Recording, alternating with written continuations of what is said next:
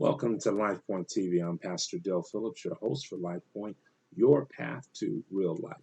Listen, I want to wrap up our study series dealing with the divine order of life. I want to remind you where we began in this lesson, in this instruction, understanding that uh, God gives us life, but He also gives us the pattern and the design to teach us how to make life work. And life has a divine order. There is an order to life. And if we don't see order working in our life, that is a clue that somewhere we have missed the pattern. We have missed the design that God has created, crafted, and established for us in this life. So, uh, as we look at verse 10, Matthew chapter 6, verse 10, again, that's our theme verse here. Jesus says, Thy kingdom come, thy will be done in earth as it is in heaven. If we want order, we have to allow God's kingdom, His authority to be established in our life.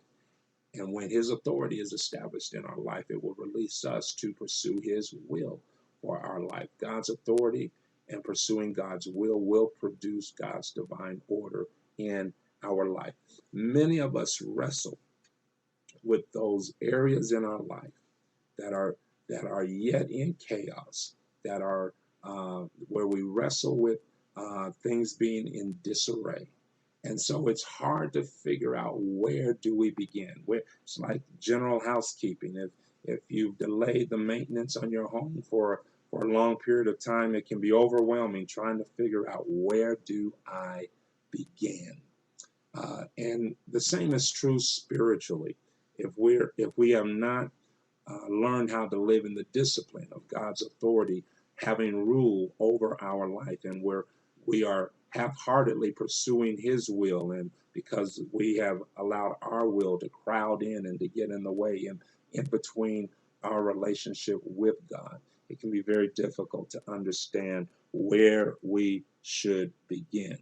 But I'm encouraged by this passage because this passage teaches us that we can begin to pray that God's will and His authority will be established wherever disorder prevails, wherever disruption has overtaken, has overrun a certain area of our life.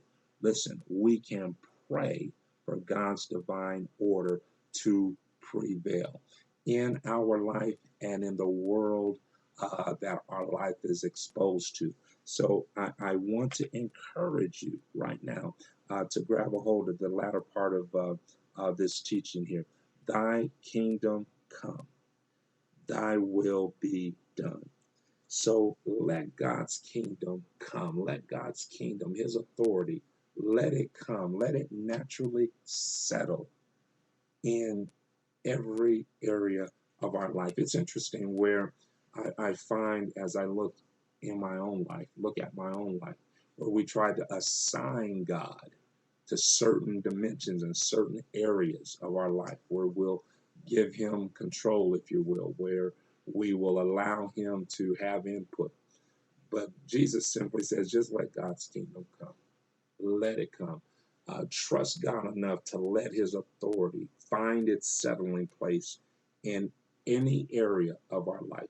See, you might be thinking, okay, so God, I know, I haven't cleaned that kitchen in a long time. So you need to, let me just stick you over in that area of my life, get that area cleaned up, and that's going to keep you occupied for a minute. And don't worry about the rest of these rooms in this house. I'm gonna kind of, dust that up and sweep a little stuff up underneath the rug, take care of that myself. But you get that, attack that kitchen over there. So that area that we feel in our life is, most dreadful, most dramatic, most stressful. We want God to rescue us from, from the things that have been piling up in our spiritual kitchen, if you will. But you got to understand what Jesus is saying. Hey, I don't need you to instruct me. This is the life giver, and I'm the one that not only gives you life, but I'm the one that has articulated the plan and the design for life. I know how to make life work. So Jesus says, let God's kingdom come. Just let it come. Allow it to be released and let it settle in any area of our life where it's necessary.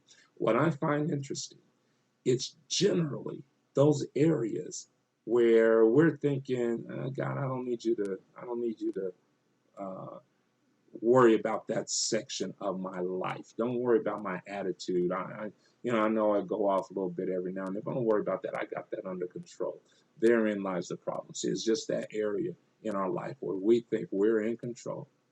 So whether it's our attitude or, whether it's our inability to live restrained from certain behavioral issues, but we think we have it under control because I'm only doing it a little bit. I used to do it a whole lot. Now I'm only doing it a little bit.